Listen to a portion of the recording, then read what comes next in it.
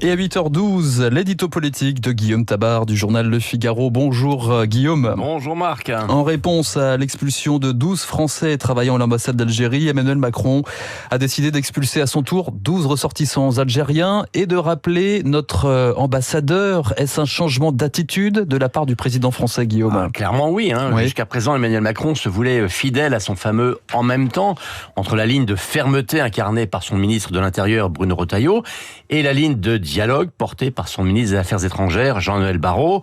Un homme de droite d'un côté, un centriste de l'autre, bras de fer contre main tendue, les sécuritaires contre les diplos, répartition des rôles classiques.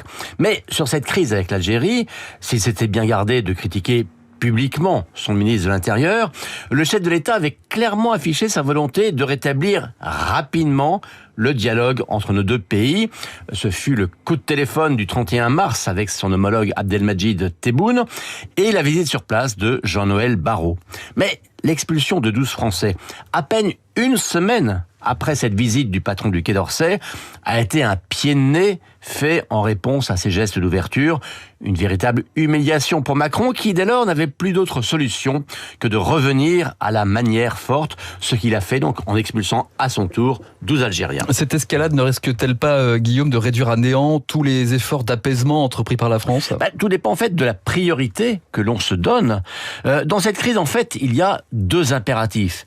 Un, obtenir au plus vite la libération de Boualem Sansal, et deux, obtenir au plus vite également la reprise par l'Algérie de ses ressortissants sous OQTF, c'est-à-dire ayant fait l'objet d'une décision d'expulsion. Alors, on peut dire que pour atteindre ces deux objectifs, il faut user de la voie diplomatique, donc qu'il faut du dialogue, et c'est vrai, puisqu'il faut obtenir d'Alger la délivrance de laissez-passer consulaires. Mais il ne faut quand même pas inverser l'ordre des choses.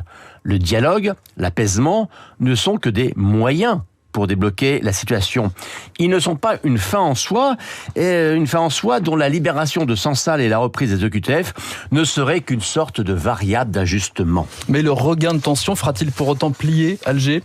Ça, rien n'est moins sûr en effet, mais ce qui est sûr, c'est que, contrairement à ceux qui disaient que c'était le ton martial de Retailleau qui bloquait la situation, reprenant d'ailleurs au passage exactement le discours des autorités algériennes, la logique consistant à dire commençons déjà par faire des gestes d'ouverture envers le régime algérien, eh bien, cette logique, on le voit, n'a mené à rien. Alors, dans un premier temps, on peut peut-être s'attendre à un durcissement supplémentaire de Tebboune et de ses amis, mais si la France assume de tenir vraiment une ligne de fermeté, Alger sera peut-être bien obligé de respecter enfin et ses engagements internationaux et de libérer Sansal. L'édito politique de Guillaume Tabar du journal Le Figaro. Merci Guillaume. À demain. Et à demain, 8h15.